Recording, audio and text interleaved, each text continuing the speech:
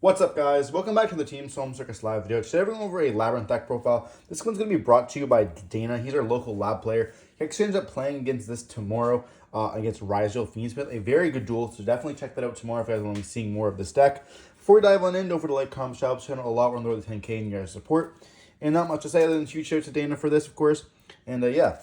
So we're starting off with the one lovely and the one lady. This is going to be pretty standard nowadays. I do personally like the two lady myself, but this is going to be his list.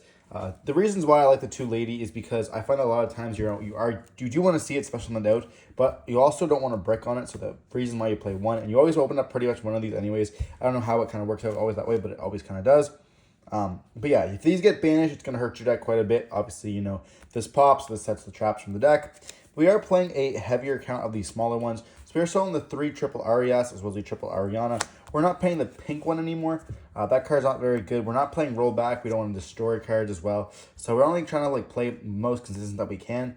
So we're playing these cards here for like our ladies, and the rest are going to be kind of furniture pieces.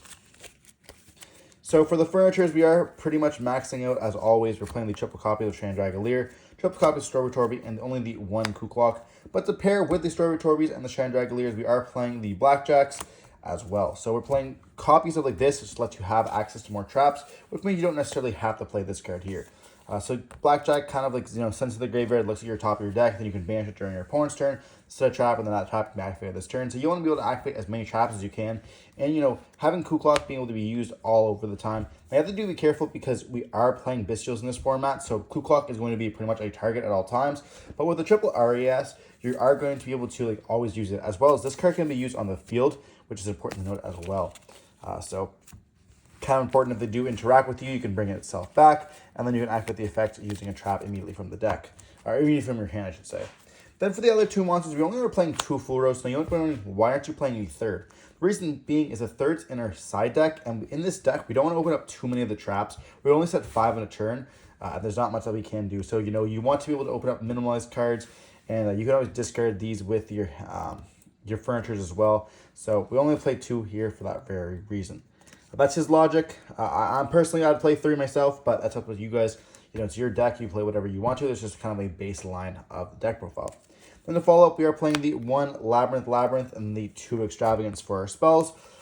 Not much else you need. You don't need to draw that many because we are playing the Full Roast, as well as being able to thin our deck quite a bit with a bunch of other cards that we do play.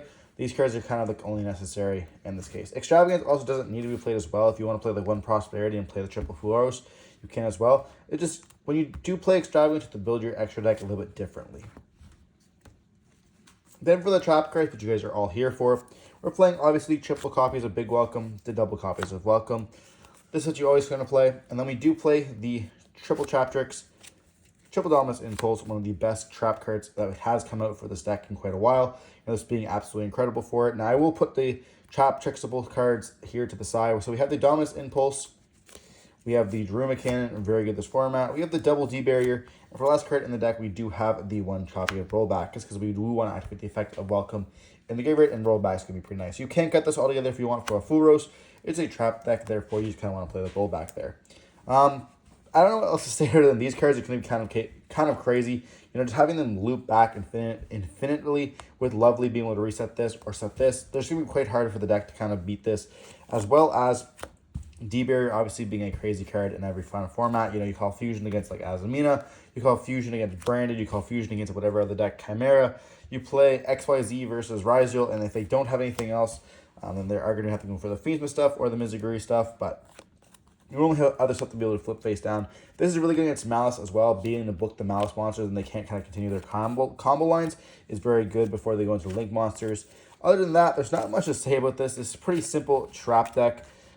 You know, nothing much has changed. It's just very standard and does its stuff very well. Now we move on to the extra deck. We are going to be playing the 1 Bephomet, the 1 Chimera, the 1 Gazelle, the 1 of the Magus Chorio. If you guys are not realizing, these are all going to be Super Poly targets. So kind of important that we do want to mention, we are playing Super Poly on the side. This is going to be one of the newer cards from the Supreme Darkness. It takes 1 Fusion, Sinker, XYZ, or Link monster, plus a Spellcaster. So a lot of times your opponent's going to be ending on like a random Spellcaster and then stuff like that. You can end up like, kind of wiping their own entire board. It's getting some bit of rogue matchups as well. It's good against Branded. It's good against like the Azamina cards. It's good against a whole bunch of stuff. So definitely pay attention to when you are being able to make this. It can come up quite a bit. That's it for the fusion monsters. Now for the synchros, we are playing the 2 Chaos Angels. Now, he did tell me to play 3 Chaos Angels. Unfortunately, Jason is borrowing my 3rd Chaos Angel, therefore I cannot play it. But definitely play 3 Chaos Angels. In the same kind of pattern, you do want to play double copies of Typhon. You can play 3 if you want to, but we're just opting to play 2 in this list. It's ultimately up to you. Extravagance definitely makes that differently. If you're not playing Extravagance, 2 Chaos Angels is going to be fine. So for the links, we're playing the 1 Anima, the 1 Dark, the 1, or double SP in this case, the double Muttbreaker, as well as the 1 copy of Underworld Goddess. So we did put the SP up to 2 in this case, because we did not have that 3rd copy of Chaos Angel. Other than that, it's going to be kind of pretty simple. The better cards, obviously, are going to be the cards you want to play 2 of or more when you're playing Extravagance. Now for the side deck, because this is going to be a tournament deck, we're going to be showing off his side deck here.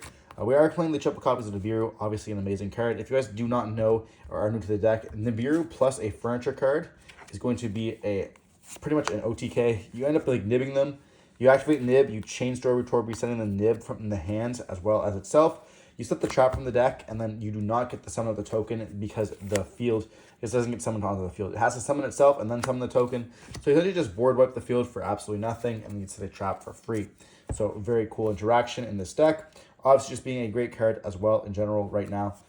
Then we are playing the Corellia. You can play the Meows if you want to. Ultimately, it's up to you. This deck does have a little bit of a hard matchup against Ryzio, so having this in the hand is going to be quite nice. Then we are playing the 3rd copy of the Full Roast alongside the 2 Chaos Hunters. This is for Malice, of course, and the 3rd Full Roast when you are going 2nd. Chaos Hunters is really good against the decks because they can't banish, as well as a Fiend, so you can bounce it back to the hand, and you can actually, like, if you have big welcome, or we have welcome, you're not kind of like stuck under it. So it is kind of important to note that this is going to be pretty important. But it is a Fiend you can bounce back for big and then summon it back again. Pretty cool. Then we are playing the double copies of Missions of the Gnome. This is for the Ryzio deck.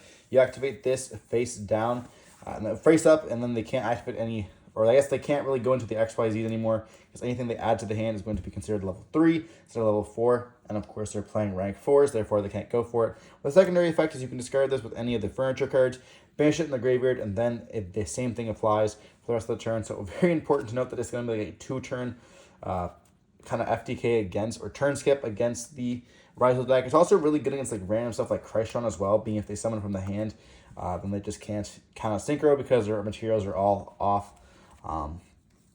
And then for the other cards, we are playing the double copies of Deck Devastation Virus.